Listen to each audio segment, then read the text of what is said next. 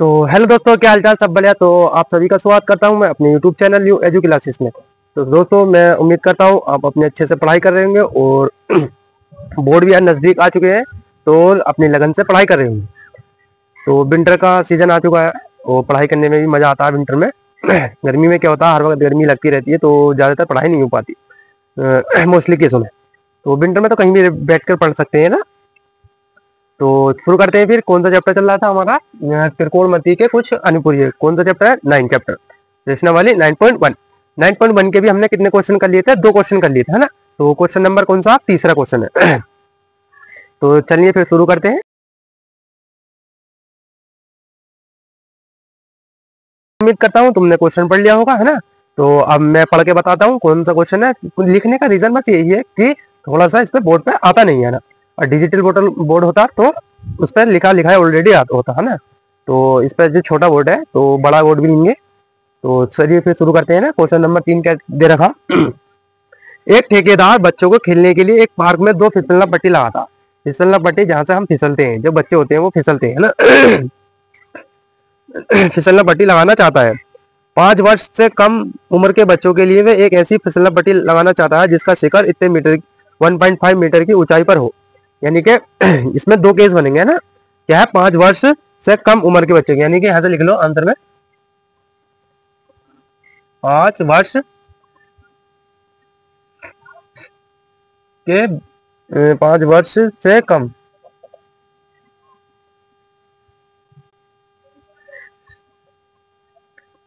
5 वर्ष से बच्चों 5 वर्ष से कम उम्र के बच्चों के लिए वे एक ऐसी फिसलना पट्टी लगाता है जिसका शिखर कितना है? 1.5 मीटर। यानी कि इसका शिखर कितना है? ये यहां से लेकर यहां तक की दूरी कितनी है? 1.5 मीटर। सही है। और भूमि के साथ 30 के कोण पर झुका हुआ है। और ये कितने के कोण पर झुका हुआ है? यहां से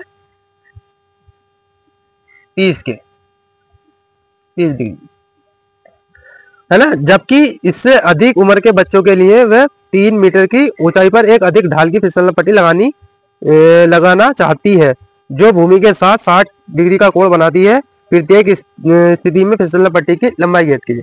यानी कि जो 5 वर्ष से अधिक हैं बच्चे,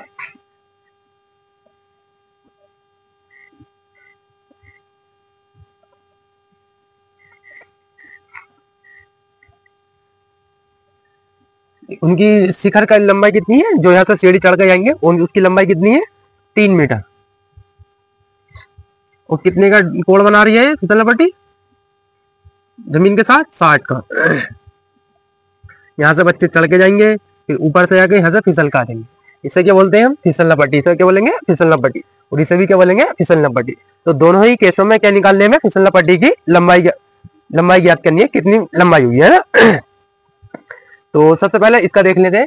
तो इसे सबसे पहले क्या करेंगे? नेमिंग करेंगे सभी।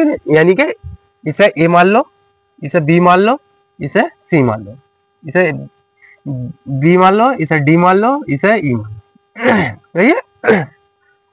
कुछ भी मान लो, जरूरी थोड़ी है ये ए मानो बी मानो, कुछ भी मान सकते हैं ना, ए टू जेड। तो सबसे पहले इस वाले समकोण त्रिभुज बना रही है। सबसे पहले तो देखो ये क्या बना रही है? समकोण त्रिभुज। समकोण त्रिभुज का मतलब है यानी कि एक एंगल कितने का है इसका? 90 डिग्री का। ये भी क्या बना रही है? समकोण त्रिभुज। ठीक है, इसमें समकोण त्रिभुज, इसमें बी क्या है? समकोण त्रिभुज। तो सबसे पहले इस वाले का देखते हैं, हमें क्या निकालनी है। तो हमें क्या होता है? लाल बटे कक्का।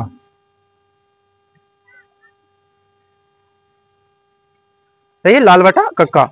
इतना एक होता है साइन का, ये कितना होता है कोस का, ये कितना होता है टेन का। इनका उल्टा कर दो तो कोसेक सेक और कोट का निकल जाता है ना। तो देखो हमें क्या दे रखा? लंब दे रखा, और भुजा क्या है हमसे? फिसलना, यानी कि एसी की लंबाई भुजी है। तो हम कौन सा लगाएंगे? लंब बटे कड़। यानी कि ये क्या होता है? ये होता है कड़, ये है हमारा लंब, और ये क्या है? आधार। तो इसमें कौन सा लगाएंगे? साइन। यानी कि उसकी फिसलना पट्टी की लंबाई निकालने के लिए हम क्या लगाएंगे? साइन। तो साइन थीटा बराबर कितना होता? यानी कि साइन 30 बराबर कितना हो जाएगा? लंब बटे कड़। लंब कितना? BC, और कड़ कितना? AC। तो AC क्या है हमें यहाँ से निकालनी है, और BC हमें कितनी दे रखी है? 1.5 AC। साइन 30 का मान कितना होता है? 1/2। ए सी ऊपर चला हुआ, एक ए सी की 1 से गुणा होगी तो कितना ए सी, और 2 की 1.5 से होगी तो कितना होगा 3 मीटर। इस फिसलना पट्टी की लंबाई कितनी आ गई 3 मीटर। अब ऐसे इसका कर लेते हैं, एक आंसर ये हो गया ना। तो एक अब इसे करते हैं तो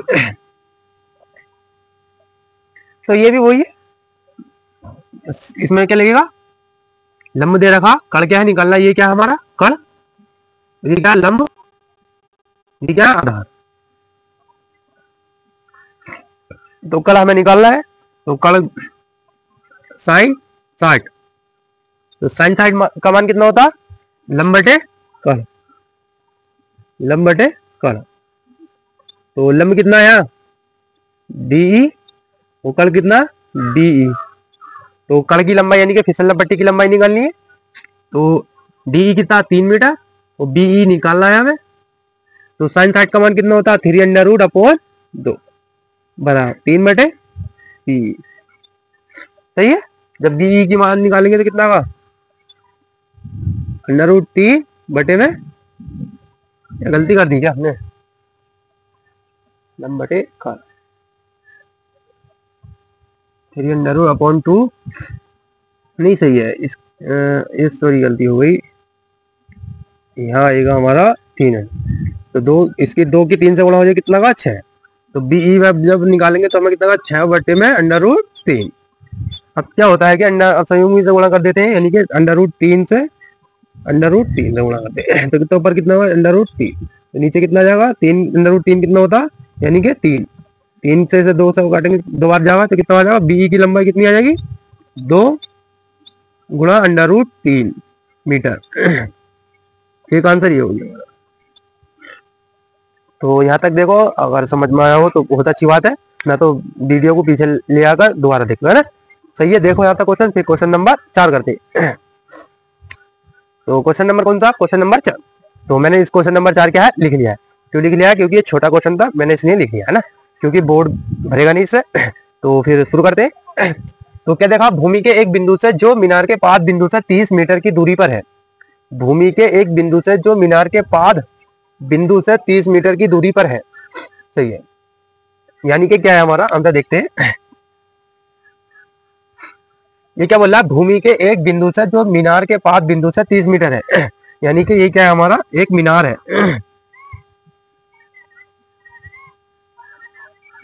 तो ये क्या हमारा एक पास क्या है मीनार है। तो इसके 30 इस भूमि है, तो ये क्या है 30 मीटर दूरी पर क्या है ये स्थित है,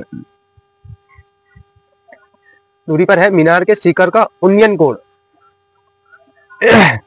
अब देखो, उन्नयन और अवनमन कोण क्या होता है। उन्नयन कोण उसे बोलते हैं जो जमीन से देखकर ऊपर को देखा जाता है, तो उसे क्या बोलते हैं हम उन्नयन कोण। और अवनमन कोण किसे कहते हैं, जो किसी बिल्डिंग या मीनार पर से नीचे को देखा जाता है, तो उसके सापेक्ष जो बनता है कोण, उसे क्या कहते हैं अवनमन कोण कहते हैं, समझ। तो ये उन्नयन कोण है, यानी कि यहाँ से जमीन से देखा जा रहा है मीनार को, कितने का कोण बना दिया 30 डिग्री का। अब क्या है, मीनार की ऊंचाई ज्ञात करनी, यानी कि ये मीनार जो है यहाँ से लेकर यहाँ तक, इसकी क्या हमें ऊंचाई ज्ञात करनी है, यानी कि कितना लंबा होगा, ऊंचा होगा। तो इसे करने के लिए सबसे पहले देखो लाल बटे कक्का क्या होता है, लाल बटे का। तो देखो लंब और आधार है, केवल हमें क्या लंब और आधार में ही क्या रिलेशन बताया।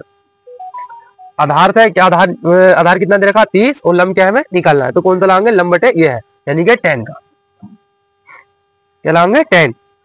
इसे ए मान लो, इसे बी मान लो, इसे सी मान लो। तो देखते हैं 10 थीटा बराबर कितना होता है लंब बटे आधार। तो लंब कितना है यहाँ पे AC, और आधार कितना AB। सही है। तो 10 30, यानी कि 10 30 का मान कितना होता है 10 30।